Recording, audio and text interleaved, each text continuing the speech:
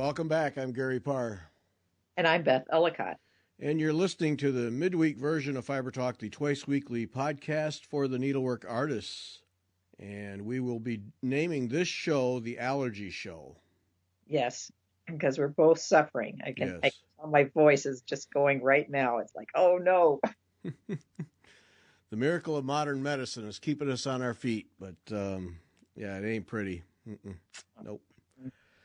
Let's see. Tonight, Michelle Morgan will join us, so we get to look at some of her art, Mutually Assured Deconstruction.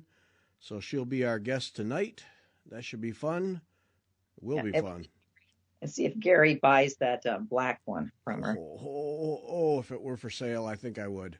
I really do. Sunday is going to be a unique guest. Ruth Norbury. Yes. She does, it's textile art, I guess is the term, right? Yes. She calls herself Gothic Decay, which, but that doesn't really describe it. It's like she's telling a story with her needlework and the way she composes her art with the textiles. I don't know. It was fascinating talking to her. Yeah, and I think compose is a good term because she puts it together. Like she doesn't even use just a piece of ground cloth for her background. She actually gets scraps of material and sews them together to make a background. And when you see the background, you go, how is she going to make that look like anything other than a mess? And by the time she's done, holy smokes. Yeah. Yeah, it's impressive. Yeah. She loves her bullion and her French knots. Yes, that which is also kind of amazing. That's her favorite look, two stitches. So so we'll look for that on Sunday. Gothic Decay, Ruth Norbury, really, really incredible needlework, art, fabric art, textile art, whatever you want to call it. Yep. Mm-hmm. Good stuff. Yep. Saint-Tropez. Yeah, I haven't touched mine. Yeah, I've played a little bit, but I haven't done anything constructive with it. Got to get going. Mm-hmm. Well, and I went and I pulled it out and I looked at it, and of course, I didn't take notes on what I'd done and what my thoughts were. So I looked at it and I was like, what was I going to do next? And that's when I put it back. Yeah. Like, okay, you just need to wait till I have some brain space to look at you. So. Yep. No, yeah. We'll be after that here real soon. Yep. Yes. A lot of people have finished or are well along. There's some beautiful in the group, on the Facebook group. There's just some beautiful interpretations. Wow. Right. They are. And so that's what makes me think, I really need to pull mine out and get to work on it. But it's like, I know. Then it sets the bar so high. It's like, oh, man. But, yeah there's some beautiful work. Really nice. Mm-hmm. Yeah, so people should definitely join the Facebook page and look and see what people are doing with their threads, and they people are changing it just a little bit. Maybe they're pulling a different thread. It's just fun to watch. Yeah. Yep. So that's on the Facebook page or on the Facebook. Yeah. Just look for Mystery in Saint-Tropez Stitching Group, and you'll find it. And then you have to ask to be joined. And I check, 4 or 5 times a day. So I don't think anybody's waited more than an hour to get approved. So, and you'll get approved. Trust me. The only way you'll get unapproved is if you start causing trouble. So. Because you don't have to stitch it. That's the thing. Join the group. You don't have to stitch the project. You'll get sucked in, but you don't have to. You can just join it and learn and see what people are doing with colors, because you'll learn a lot from that. So, but if you want to join the group, you can still get the chart from Gayanne Rogers, GayanRogers.com, and Kathy Ray at Needle and Haystack, who is sponsoring this little effort, will be more than happy to put a kit together for you. So it's not like you can catch up to Beth and me pretty quickly, basically. Mm-hmm. Yes. Yeah. hours in a while. Good healthy afternoon with needle and thread, and you'll be caught up and ahead of us. Yep. Um, October 18, Marg and I we're heading to Paducah, Kentucky for Leslie Rinchen-Wongmo's talk at there's the Quilt Guild facility. Anyway, she's doing a talk about her Threads of Awakening book, so we're gonna make the trip and go meet her in person. That'll be fun. Yeah, and I think you'll like that museum. Max and I went, and it is a nice quilt. It's not just like normal quilts. It's art quilts, and they rotate what's in there, and then there's always an exhibit of quilts that people have, that like a challenge quilt, and so there'll be a lot of those there generally. If you Right, so it's kind of fun, and even though I know you don't quilt, and I'm not a quilter either, not really, it's fun to see the colors, what people do. And so to me, I think you'll enjoy just even seeing those too, along with Leslie. So yeah, yeah, it'll be fun to meet her in person too. She's quite a story. She's quite a person. So yeah, looking forward to that. So that's October 18. Join us if you're there. It's a 2 or 2:30 in the afternoon presentation. 2:30 to 4 is what it is. And it's all on threadsofawakening.com, her events page on her website. And then she's headed to the East Coast to do a bunch of talks. So watch for that and drop in on her. Yep. Good stuff. So we'll see a little of Kentucky. In Illinois, when we lived in Illinois, think of Kentucky as quite a trip. But then I'm still having trouble getting used to how much further south we are.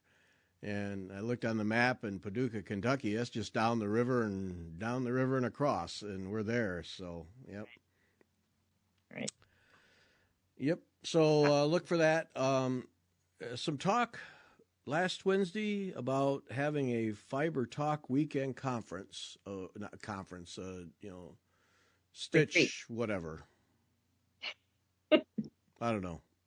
Stitch get together. Yeah. So I think we're going to, Margaret and I have been doing some talking. I think we're going to try and put that together in the spring. Yeah. Figure out a place here in the St. Louis area that's not horribly expensive and easy to get to, and figure out some kind of a program to have and some time to just sit and stitch. And I think we're going to try and put that together. So, and not just it won't be just a cross stitch only type thing. Anybody, I don't care, whatever you stitch, you come. It's just to get together and share needlework and talk about it and learn some things. And it's not going to be a classes every hour on the hour kind of thing either. None of that. Plenty of time. But yeah, unlike most of the retreats where they're just cross stitch, no, we don't care. Bring your gold work. We don't care. Bring your gold work. I want to see it. Yeah. So, yeah. Japanese embroider if you're brave and you want to bring your setup. That'd be fun. Yeah. So go ahead. And Marga into helping you, huh? Yeah, she actually she's actually mentioned it after the show the other night that so I think she's interested in doing that. Getting it organized, finding a place and all the things. So, yeah. Good for her. I think we'll make it happen. So if you have ideas for what you'd like us to consider, let me know, and we'll start putting things together, I think. Yeah. Why not? Be fun weekend. Yeah. Yeah. Do stitching. It's always fun to meet other stitchers. Yep. Yeah, but I do want to emphasize that if you only do one technique, we don't care what the technique is. The idea is to get people together to do needlework and needlepoint, cross stitch, white work, gold work, black work. We don't care. Right. Needle and thread. Yep. Yeah, that's all that matters. That's all that matters. Needle and thread. Yep.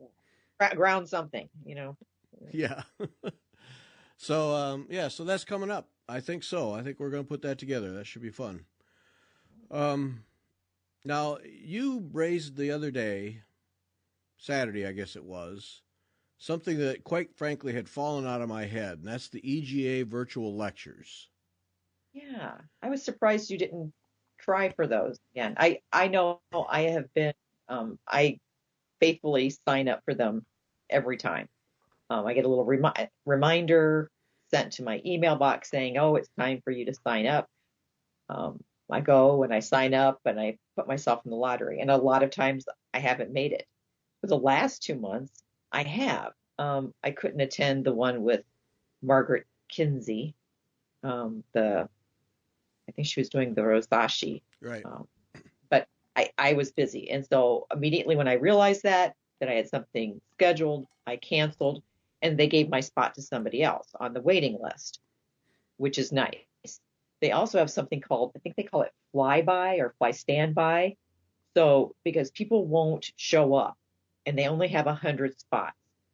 So they give you a specific time. You need to arrive like 20 minutes before the Zoom lecture starts. And several people must have walked away and not joined and or didn't respond. And she's like, okay, I waited long enough for you, and moved to somebody else. So you want to stay there, get yourself in the Zoom room, and then go get your coffee or drink or whatever you need. But then if you're on the waiting list, they'll send a notice out saying, be here, be in the waiting room by this time. And if people aren't there, we're going to fill the room. So there were 100, it was full. It was 100 participants in the Zoom lecture. And they were very, very strict about, their little protocol, but it was a wonderful lecture. The few that I've been able to attend have all been good. And, a wide variety of techniques are um, discussed. So, but yeah. Yeah, see, I did initially. I was in on it, but I haven't gotten a notice. So it's probably because I haven't participated in. So I just forgot. And then when you brought that up, I thought, why did I forget to do this? Because they're really good. Right.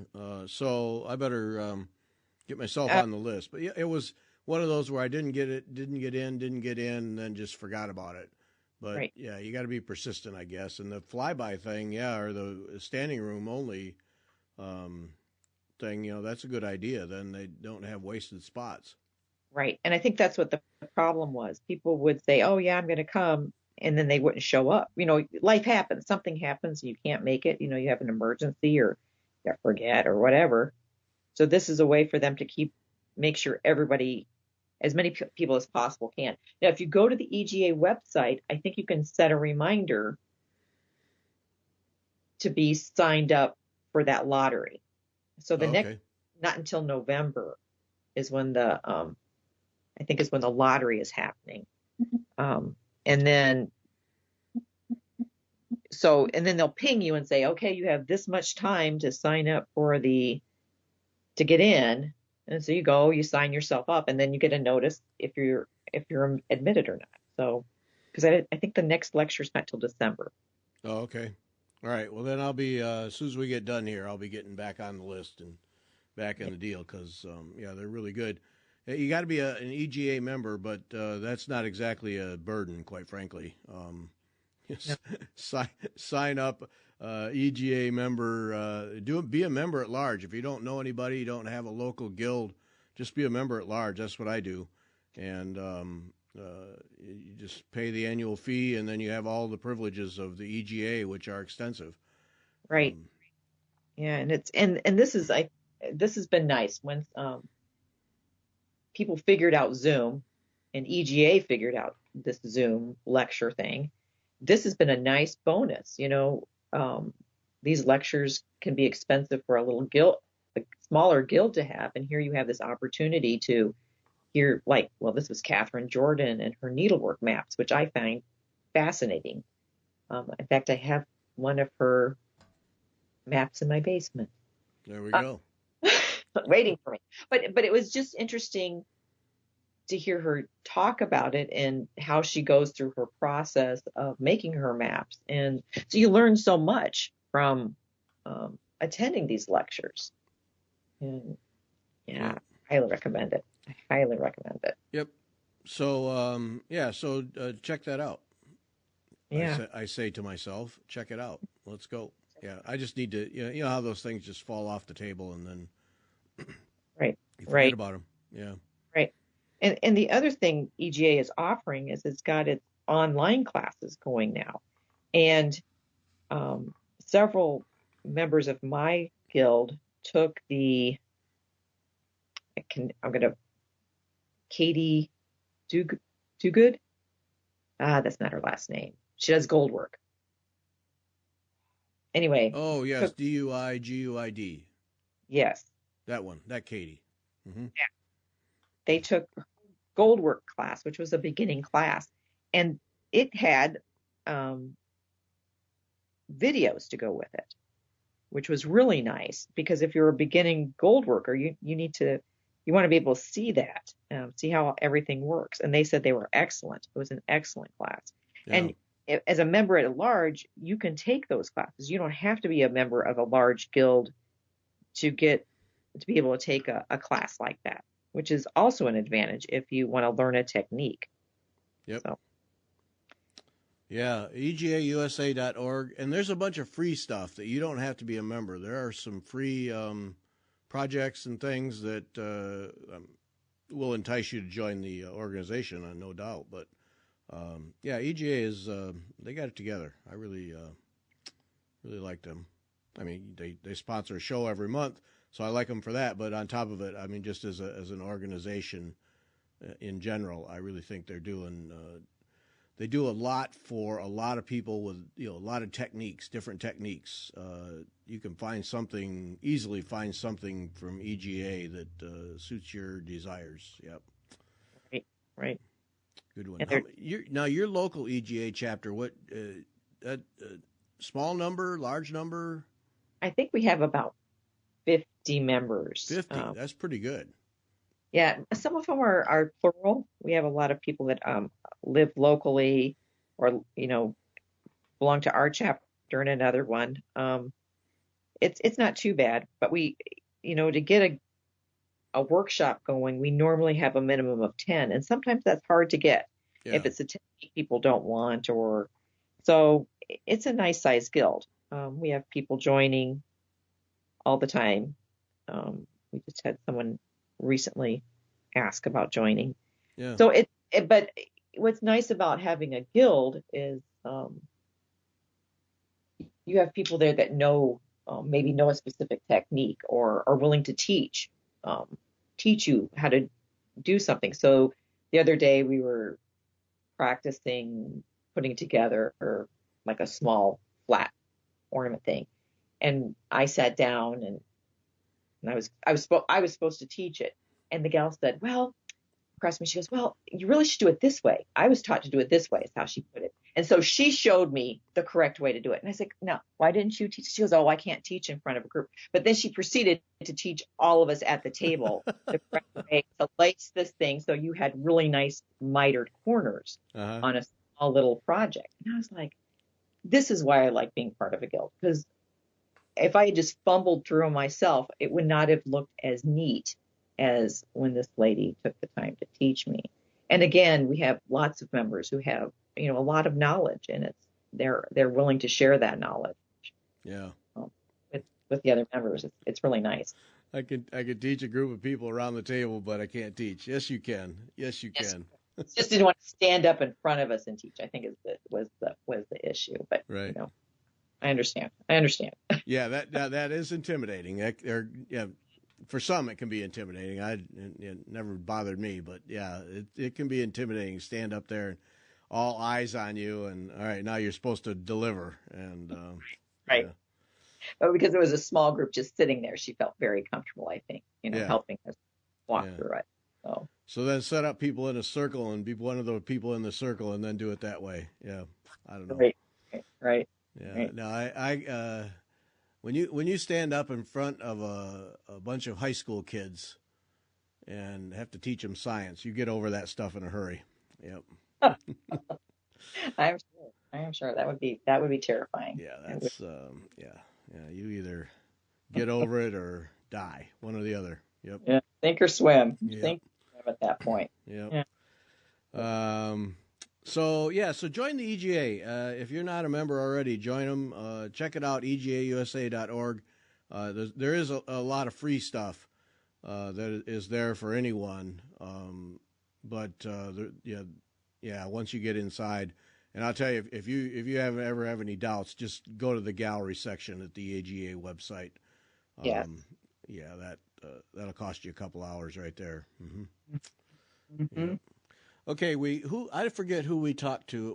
I think it was a Sunday interview. We've been doing a bunch of them because we're trying to get them recorded all the way into January, so that over the holidays we're scrambling to find people and having success doing that. But somewhere along the way we talked about Inspirations magazine, and I commented that I have a whole stack of them and several of their books. Oh, and that new book.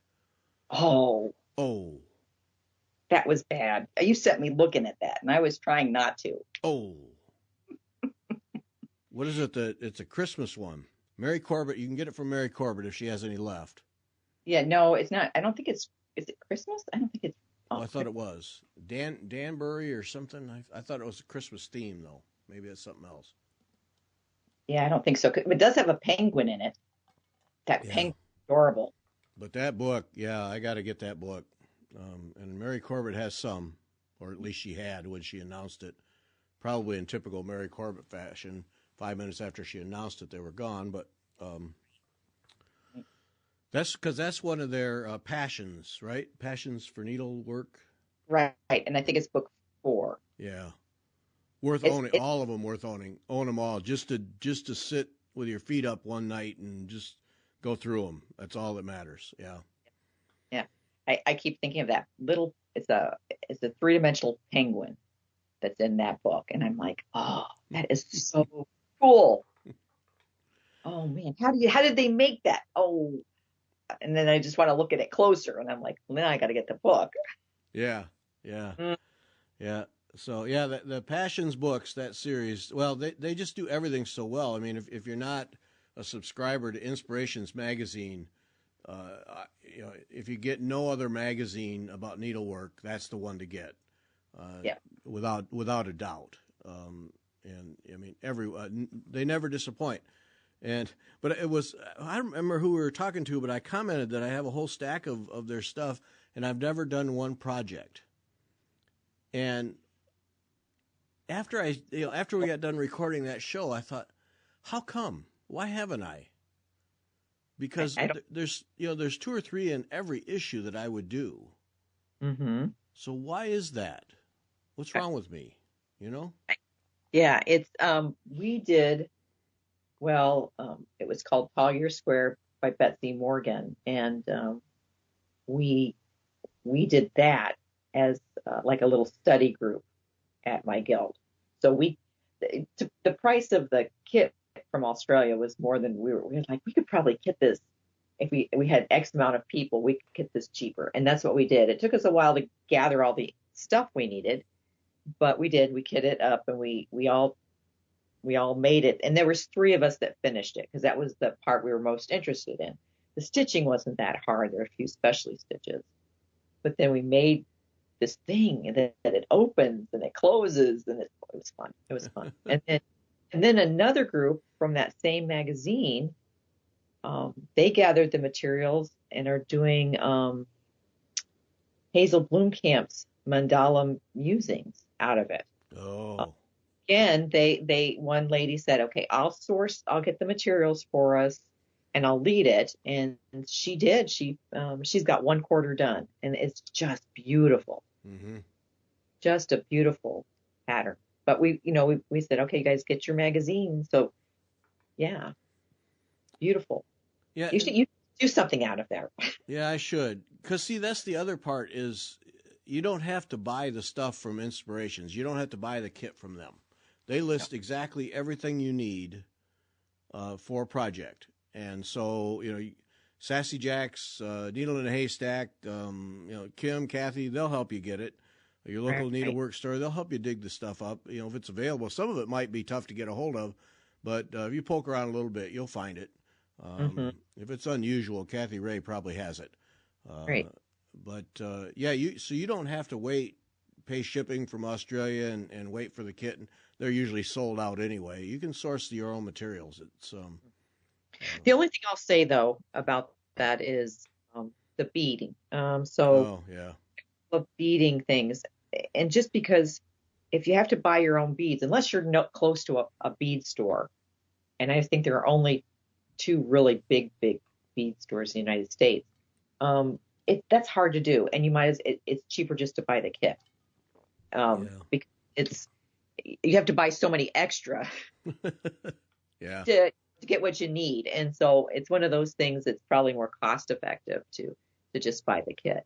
And it might be worthwhile if you have someone else in your that that would want to do the same piece. I know a friend has done, I think it's Margaret Lee's, one of her beaded bags out of there. And she was so glad she bought the kit because the design was drawn onto the fabric for her. oh And, it was on black fabric. So to have that already traced on there was a huge, big deal. yeah, that's a plus there. Yeah, Yeah. yeah, Yeah. So, but yeah, they're beautiful magazines. And the other thing is, even if you don't do anything out of them, the articles are interesting. mm-hmm. They always have several very, very good, interesting articles about people who are doing some sort of art, needlework art, Right. which I find fascinating. Yeah, yeah. That's the other part is not. That's what I like about it. I think more than anything is it's not just a project book that gives you another 100 projects that you really don't have time for. There's plenty else in there that that makes it interesting to read. And again, another plug for them. They have beautiful stitch diagrams. So let's say, you're doing a white work technique and you need a better stitch diagram than you have in your chart, or Yep. they have beautiful stitch diagrams in their magazine.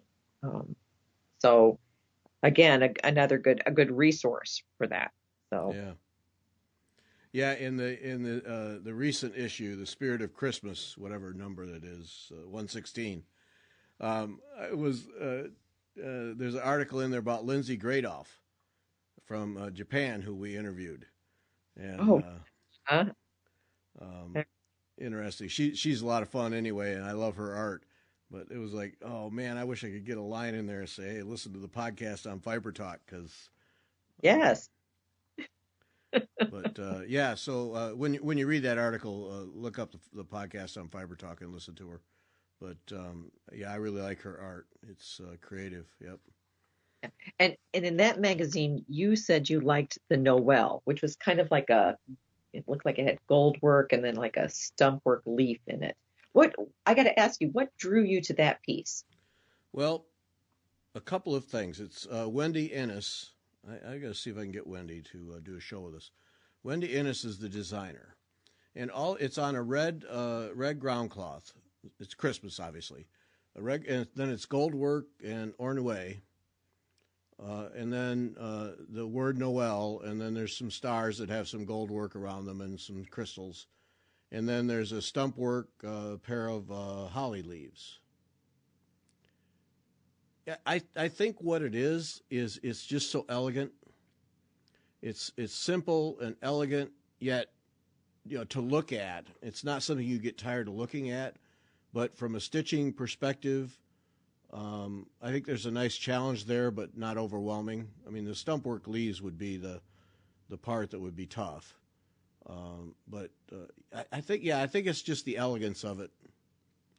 So anything to do with because when I looked at it, I thought, I wonder if he likes the lettering, the way they did the Noel, kind of almost looked like Gothic lettering. The way I don't know. I was just curious. So it's the variety of techniques maybe in there too that kind of. Yeah. I mean, the Noel, that font, that's a fairly standard font, 17th century or whatever. I don't know what century, but it's just elegant. It's not overdone. There's just enough, and the kind of thing you put on a wall and enjoy, but then from a stitching perspective, yeah, I think there's a nice little challenge. Those two holly leaves are just gorgeous, and that's stump work, and that would be a challenge. Okay. Stump work with gold work on it. I mean, it's not like, I mean, there's a lot to those leaves. I think they'd be the tough part. Yeah. Yeah. No, I just that out of that book, that's the one that I thought, okay, I would do that. And I had Natalie Dupuis has I sometimes edit or proof her instructions or her articles, and she has a project coming up in the distant future that she's those designers have to work so far ahead, and I just proofed it the other day, and it was Ornue, which is what Natalie loves. And so I was proofing that, and then the magazine showed up, and it's like, oh yeah, here I got good instructions right here for how to do the ornue and make those, make the corners tight, the turns tight. Right. And I thought, oh man, I got excellent instructions from Natalie. There's a nice design. That doesn't take a lot of goldwork thread, so I don't know. Yeah. Well, and have you ever tried goldwork? That's I've played at it. okay. But have I sat down and tried to do a project? No. I've just played at it and just to see what it was like. What Mary Corbett said to me one time, it's not tough, it's just tedious. Yeah. And so, I keep that in my mind when I look at it. And, tedious is okay. Or, it's just like fidgety, you got to be careful. But Right. That's okay. That's relaxing in its own right. So.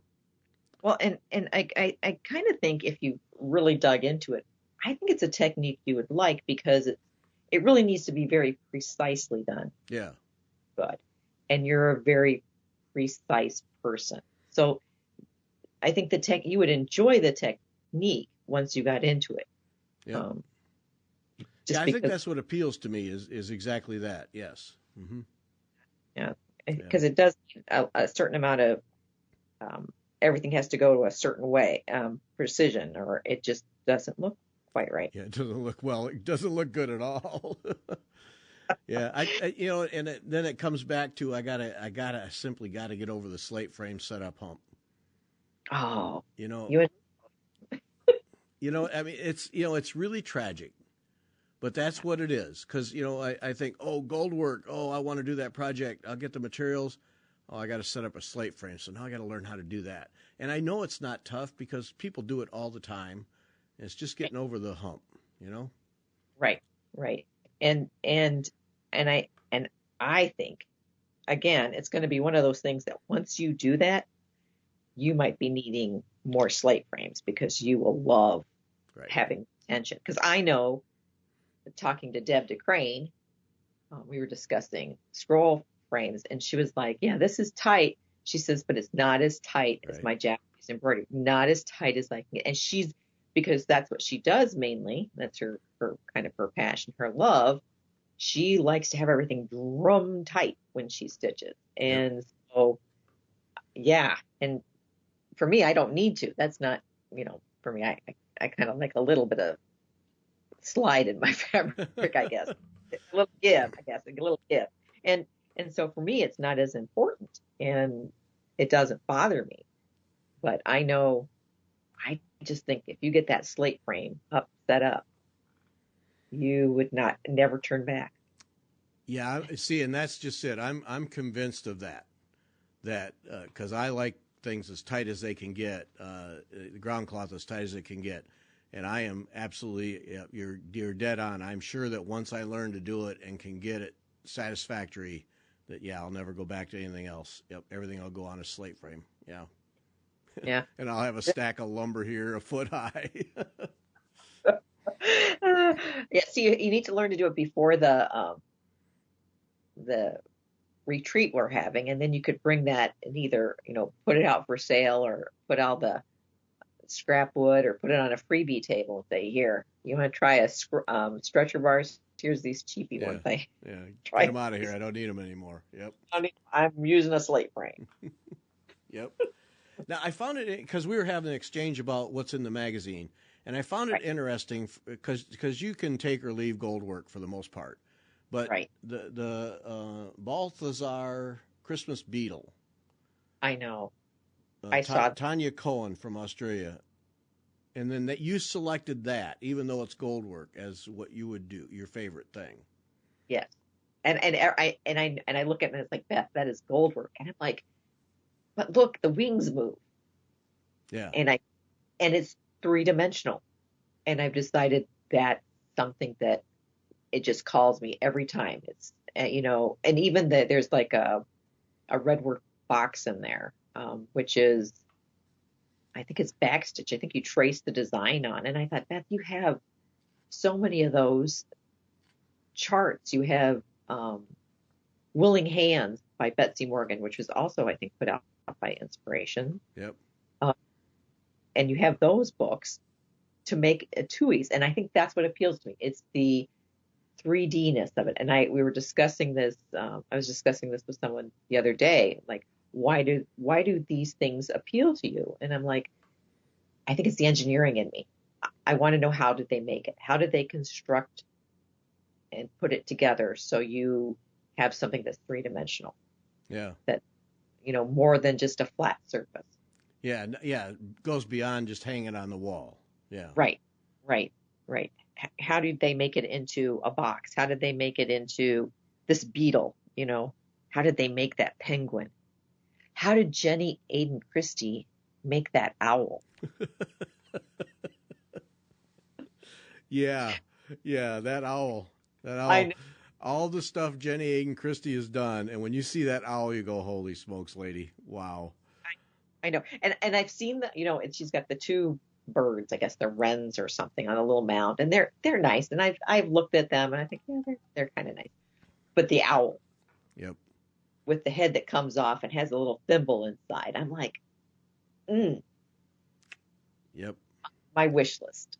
Yeah. Well, this red treasure box that's in Inspirations, it's a whole Mhm. thing because it's a biscornu and a place for a needle book and scissor thing, and it's a whole thing, whole Right. package of things, all red work, and it's Di Kirchner who does it. Is beautiful, and there's tassels on it, and we have a show coming up with Anna Crutchley. Yes, Is that who it was? I do believe so. Making tassels. And so Mhm. when I saw those, I thought, wait a minute, I'm not just going to do those simple basic tassels. We got to have a little something more. But that's Right. that's a project. When you talk about something that doesn't just go on the wall, that's a project. Beautiful red treasure box that would not be overwhelming to do. Mm-mm. And It Yeah, and think of all. I look at it and I think, okay, that's got lots and lots of stitching. How much enjoyment would it be to you stitch all these little pieces, and then you put them together, and now you have this box that has all your things you need when you go to a stitch meeting or something, and you can carry your box that you've made with your stitching supplies in it. right. Yeah. Right. Yeah. This, what is it here? 20-inch square of natural 32 count linen. And on that, then they show you how to lay out the needlebook cover, the needle stand, thread holder, the box top, and it's all the sides, the scissor fob, scissor case cover, and the biscornu, all on that one piece. Right. Yeah, and then what are we using for thread here? I don't have my magazine in front of me. Ill prepared. Well, let's see here. Threads here. Okay. DMC number 8 pearl and DMC 498 stranded cotton. So there's one. You need a piece of linen and 32 count linen Yes. and some DMC thread, and you can make an amazing project. Right. And if you don't like red, do it in blue. Right. Which I would. Or purple, and do it on, instead of like that looks like a kind of a natural kind of brownish linen. You could use white. You could use whatever color you like. Yep. Oh, yellow and brown. Yeah, there's another one. Yeah. And that's the other thing is if you're gonna get inspirations, get the print magazine because you can get it as a digital magazine, which is nice and that's convenient. I have a bunch of them because I didn't think I wanted the print magazine. Then I picked up a print magazine in a store, get the print magazine because in the back they have a pull-out section of all of the all the outlines for all the projects in the magazine as they apply, and so you actually can take those and then it makes it easy to transfer. So the printed magazine is worth it just for that if you're going to do the projects. Yeah. Yeah. It's a nice magazine. And again, you don't need to, it's nice just to look through them. We're just talking here, yeah, like we're ever going to start another project, but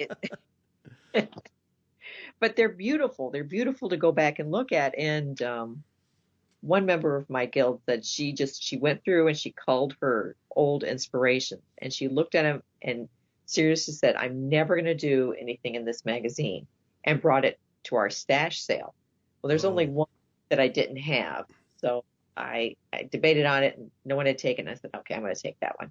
And then someone who didn't have any I think she took the rest.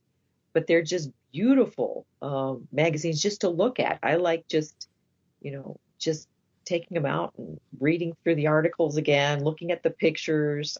Yeah, man. And I think for the most part we could say that the designs are rather timeless. Yeah. So if you go back to issue number 20, I'm sure that most of that stuff in there is still something you do today. Right. You might tweak the colors a little bit, but yeah. I think most of them, for the most part, you would. Yeah. And yeah, and I think they're just great books to have, for reference, even the magazines to go back and look at and say, oh, how do I do this? Well, I bet I have an inspiration that has that information in it. Yep. And you are so right. I mean, their stitch diagrams and illustrations are just superb. Yeah. Yeah. There's nothing like them. Yep. Yeah. And that new book, and then the old book, what is it? It was pincushions, but it was the design collection. Was that what it was called? I can't remember. Anyway, that was a beautiful book. Yep. Just gorgeous projects in it. Yep. Okay. Thus ends the inspirations marketing segment of our show. No, it really is. I mean, I every time that it comes in the mail, and it's all wrapped in plastic, so you get it because these are collecting magazines. They're not something you just throw away. You keep them. Yeah. Right. So, yeah. Get yourself a subscription. You'll enjoy it. Mm-hmm. Yep. Yes. And let's see what. Oh, okay. I got to tell the story. Susan Berger wrote to me. She's a listener, longtime listener, and we've talked about the Halo battery units. That especially if you're going to go to guild meetings or you're going to go to retreats or whatever, and a lot of them anymore they're not going to run cords all over the place because of safety. So you have to bring your own power supplies. Well, Halo is the best one. The Halo battery packs are the best. And so Susan wrote to me that she purchased the Halo that we suggested for her first seminar, and it worked out great. And she even used it to keep her iPad charged while she was flying across the country so she could watch movies. So they last for the battery power in those things lasts. It's really got a lot.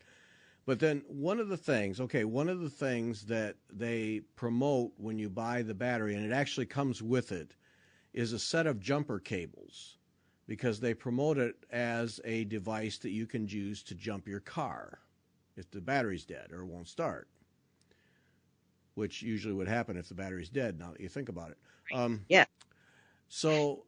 Okay, so that sounds good, and I took the battery cables and I threw them in the wheel well of our car just to have them there, and then I realized I never have the the battery with me, so that's all pointless. But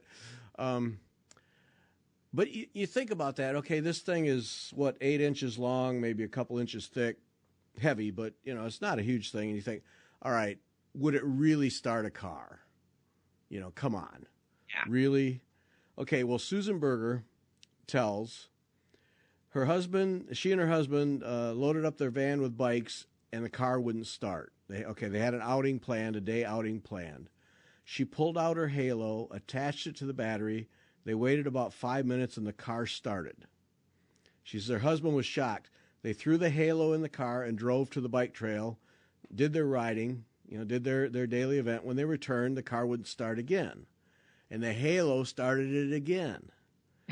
And she said each time it used about 1 bar of the power, and it's 5 or 6 bars on the thing. So it isn't even making a dent. I mean, it's making a dent, but it's not wiping out the whole thing, because you'd think to jump a car, a backup battery like that would get completely drained. But it's using 20% of it. So obviously they're going to get the car battery replaced, but it saved their whole day. Yeah. That's great. I because we have one of those battery chargers in our car, but it's not a halo. But man, that's powerful for that little thing. I didn't think it would. When I started reading the story, I was like, "There's no way. Right. There's no way." I'm just surprised. I know, and then when you get it, and they're literally our battery cables in it, like they come as part of the deal. There's the cube to charge up the battery, and then there's these clamp-on battery cables for a car. Okay, fine, I'll put them in the car, but it really is stupid. Yeah, they're in the car, and you go, oh wait, the car's dead. We can jump it. No, we can't, because the battery is at home in my bag of needlework. But you think, oh, that's just marketing. There's no way. And twice in a day. So wow, that's just shocking. Yeah. Good product. And so that then suggests that, you should get one and keep it in the car. Yeah. For those emergencies when your car battery starts. Yep. So that's very cool. Very cool. So yay, Susan, the day wasn't ruined, and halo to the rescue. Yay. Yeah. Yay. Yep. Yeah. Can't get over the new Avlea pillows. Oh, I know. And my son just moved to a new apartment. Thank goodness. The shag in his old apartment was disgusting. Shag? Wait a minute. Shag carpet? Yes. So imagine. That's got to be ancient stuff. Yuck. And it was by the coloring. And I was like, okay. And when he first moved in, I was like, can't you ask them to? They should replace this carpet. It really was gross. It was disgusting. Anyway, he finally moved. I got to interrupt that story. When I was growing up, we lived in an old farmhouse. Parents didn't have a lot of money. It got to the point where carpet was just down to the ground cloth, basically. And so it was, whatever year it was, when shag carpet was hot. Oh. And so they had to replace, they literally had to replace the carpet in the house.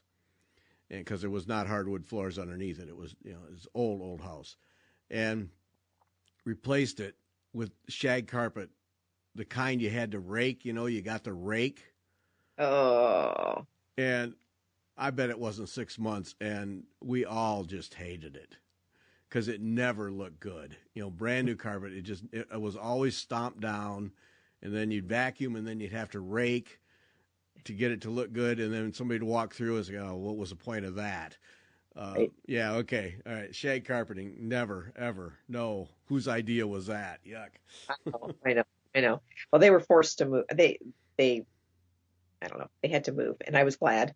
So he got a new place. He got rid of the nasty couch, which was also another disgusting thing. But college students, what do you expect? College students, I should say. I don't think. Yeah, that's the worst ones right there. Yep. Yeah, I'm sorry, gentlemen, but lower priorities than us women. Anyway, and he bought a new little love seat, and it's cute. And I said, "Ooh, it needs some pillows. And I could see Avlea pillows on um Yep. his sofa. Because again, she shows you how to make them so that that cover comes off of the pillow form. So you could make it so technically he could throw it into the wash uh, if he ever wanted to wash. Um, On that momentous occasion. yes, maybe when mom's coming over. Oh, I better wash. Mom's coming. I know how that goes. Trust me. But anyway, they would look, they're classy. They don't look effeminate, in a guy's apartment. They would just look very classy. Any of the designs. Yep. Yeah. And I'm looking forward to when she gets the surface design ones out because I think those would be fun to stitch. Yeah. She hasn't released any of those yet, has she? Not that I know of, no. I don't think so. Yeah. I will be stocking her shop. But those are, I mean, they're just a beautiful design, and I think it'd be easy. It really is easy to change the colors on them because she doesn't use that many. Right. To change it to a color scheme you like better. Yeah, she's got a great design sense. But, yep. Yeah, there's three of them, three new ones. Just go to avleafolkembroidery.com and you'll find it. Two of them have great big open spaces in the middle. They're just right. a border. And every time I see that, I see a great big calligraphy type initial, like for you, a great big E. Right. Sitting in there. Oh, that would be fun. Yeah. That would be, yeah, I didn't even think of that. That would be great. That's a great idea. See that, Yeah. to me, it wouldn't be finished. I mean, she gives you that space and it looks good by itself. I mean, you don't need anything there, but I just want, like for me, I just want a great big script P in there. Mm-hmm. Mm-hmm. I think it'd be a real showpiece then. Yeah. Yeah. Yeah.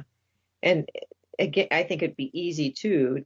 You've mentioned this before, taking some of the design and translating it into a needlepoint, and not just like a basket weave. Some of those spaces look like they'd be perfect for putting like a Jessica or something in there if you wanted to, which would be fun. Yeah. And I couldn't do the pillow at my son's house, but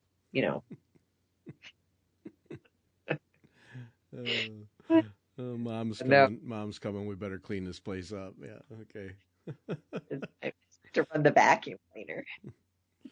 But yeah, that's you can do that. That's easy to do with cross stitch stuff. Is convert it to needlepoint and stitch it. Yeah. Piece of cake. Mm-hmm. Yeah, just change it just a little bit. Yeah, because the charts you just use the same chart, and you just right. do it on canvas. But yeah, a lot of Krista West stuff, the designs, those Greek designs that she gets off of tiles, it doesn't take more than 30 seconds to figure out that there's a Jean Hilton stitch of some kind that could go in there and give the same shape and feel and be a completely different stitch without a doubt. Yeah. Yeah. Right. Yeah. Yeah. That'd be an idea. I have a question for you. Do you ever think about how much stitching you accomplished during the year? No, because it's depressing. So you don't go back and look and say, oh, I've gotten this much done, or I'd like to get this finished before the end of the year.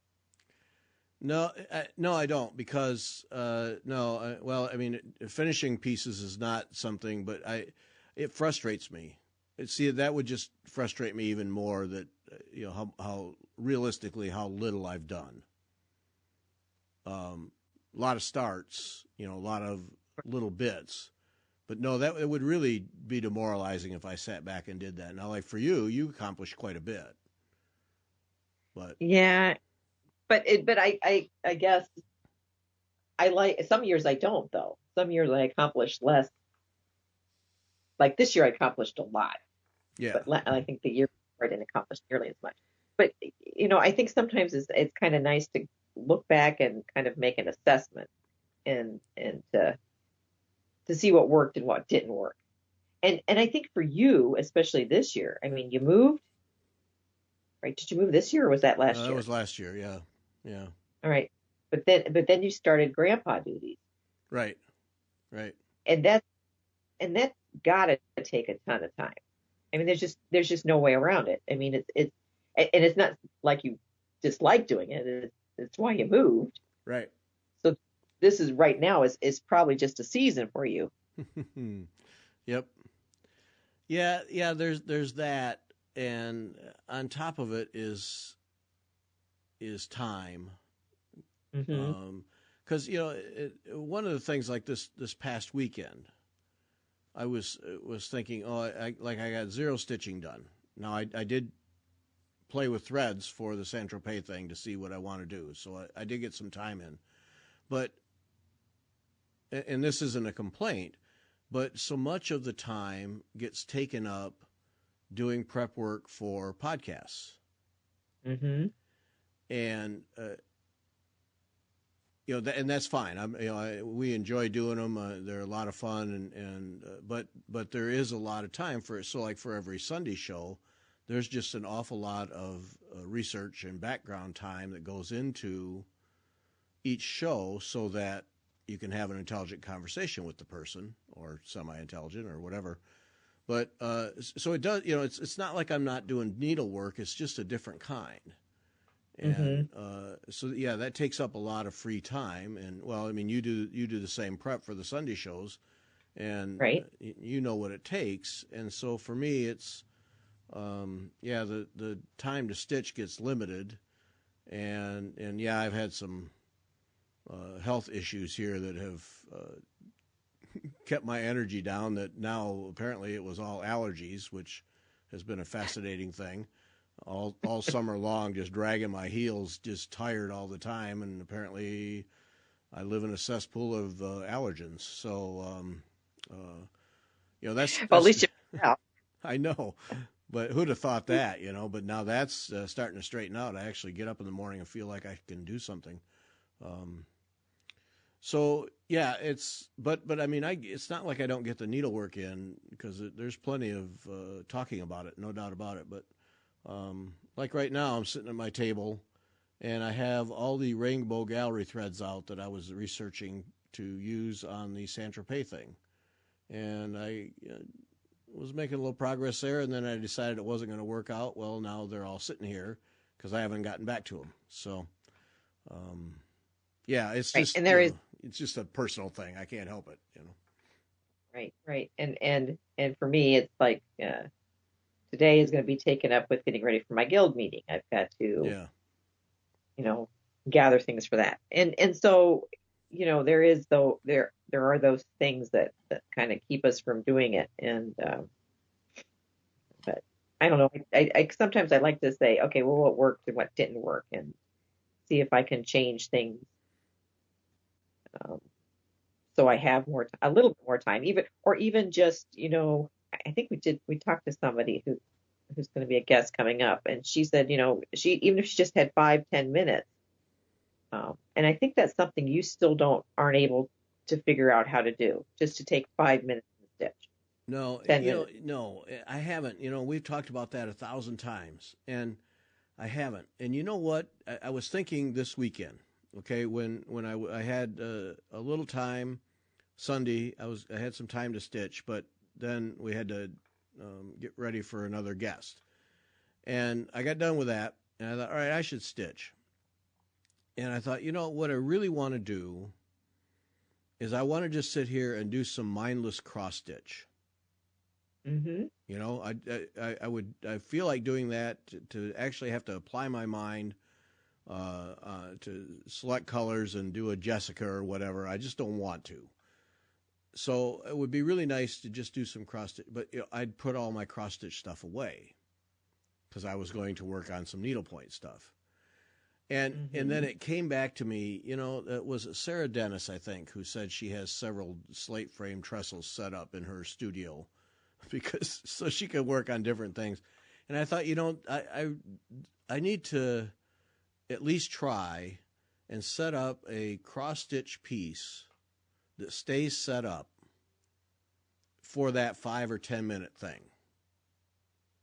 So that it isn't, we talk about you finish a session and you put the thread in for the next stitch. You put in the next thread so that you can start stitching again. I think I need to take that a step further and set up a piece that stays set up with a thread loaded so I can do that 5 or 10 minute thing without having to take 10 minutes to get all set up to go.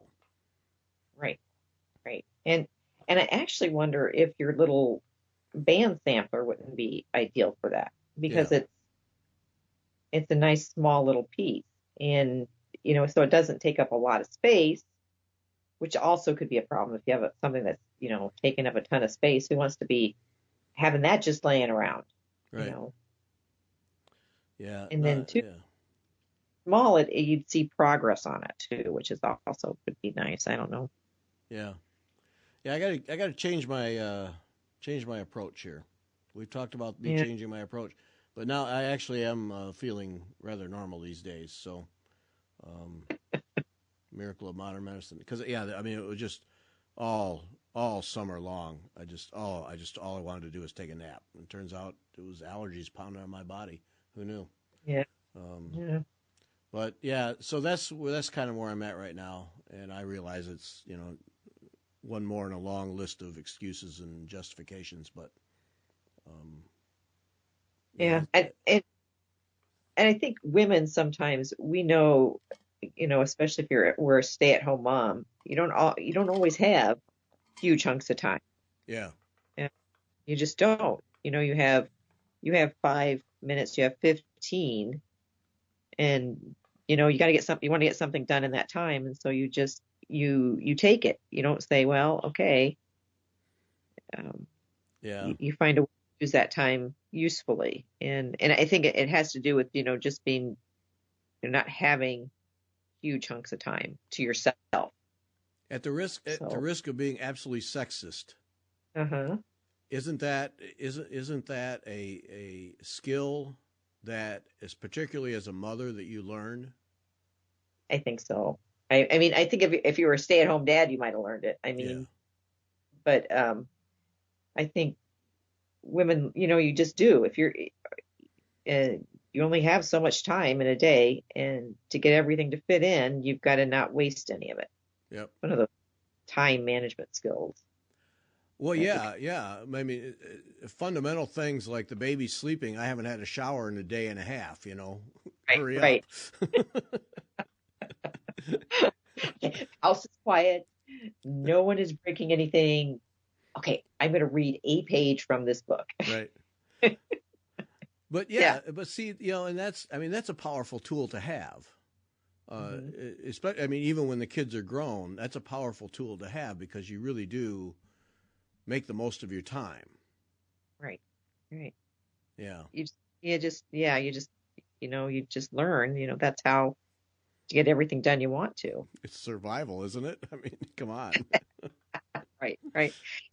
And it's nice too when I apply it to my needlework. It's like, okay, so I can only work on this piece maybe 15 minutes, and that's all it's going to get a day or maybe even a week. But over time, if I work on it consistently, then I will see progress on it. And that's and that's the one nice thing about needlework, is that if you do just a little each time, you do see progress. You can see all of a sudden it's like, whoa, I'm halfway done, or I'm most of the way done with this piece. Yeah. How'd that happen? Yeah, exactly. Yep. Because I haven't given it much time, but yeah, kind of nice. Okay, I have to learn from the women. Learn some time management from the women. Yep. Yeah. Because I do. I mean, I'll admit, I am always looking for that block of uninterrupted time. And it rarely shows up. Rarely. Right. And I just don't. I think in our modern world, most people just don't have just huge chunks of time where nothing is happening. Right.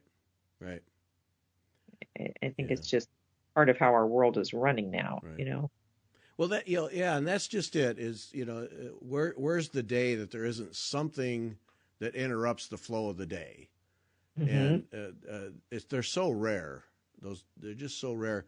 But yeah, I think that maybe that's going to be the key to me, is to set one up that is simple, and I can just do. Yeah, and something that you really love, that you want to, like, yeah, I really would like to see this completed. Yeah. You have a motivation. Nothing over one. No, no, exactly. But see, and that's the thing. I mean, I set up this room. I have room. It's not like I don't. Right. Yeah. Okay. All right. Once again, I will be energized to make an effort. We'll see how it goes. Holy smokes. Boy, I just looked at the clock. We got to wrap up. So join us tonight. Michelle Anais Morgan, Mutually Assured Deconstruction, will join us. We get to enjoy her artwork and learn how she puts it together. And then Sunday, Ruth Norbury, Gothic Decay, Textile Art. Can we say like you haven't seen? Yes, it is. That her work is very original. Yeah. And yeah, you think, all right, needlework. Yeah, she does a lot of needlework on it, but all the other things that go into it. Right, right. It's her layers. That's what draws me in. Yep. It's all the layers. Yep. Yeah. Yeah. I mean, you'll learn how she uses a stamp pad, Yes. and not with stamps, but she'll turn the thing over and just put it right on the ground cloth. Right. And also, like, she uses what she has, and Yep. I think something we could all learn. Me especially. Use what you have. Well, that was the thing of talking with her. Exactly that. Yeah. She has no interest in going out and buying a bunch of stuff. Like, she lives at a thrift store while she works there part time, but I mean, most of her stuff is just stuff she grabs at a thrift store and repurposes, like buying old jewelry and tearing it apart to get beads. Mm-hmm. Mm-hmm. Wow, for me, I mean, it seems obvious, but when I read that and we talked to her about that, it was like, why wouldn't you? Yeah. Right. Right. Especially, okay, I've sucked my husband into going to estate sale. These bags of jewelry, and I have been passing them by, but now she's got me, thinking, Yeah. Well, like you were saying, if you don't live near a bead store for some of these inspirations things, that, right? getting the beads, but then now that we talk about it, you don't have to use the exact bead they have, but what could you find in jewelry from an estate sale Right, right. Yep. Right. Yeah. Purpose. Yeah, she was fun. She was fun. That's coming up on Sunday, isn't it? Right. That is Sunday. Yeah. Yeah. She is. Yeah. I think we can safely say, textile art like you've never seen. Yeah. Yes. Yeah. Very cool stuff. It's amazing. People all over the world, what they can do. Yep. All right. Now we really better stop. So, okay. Join us tonight, 8:00 Eastern time on the YouTube channel. Ruth Norbury Sunday. Thanks for listening. Bye.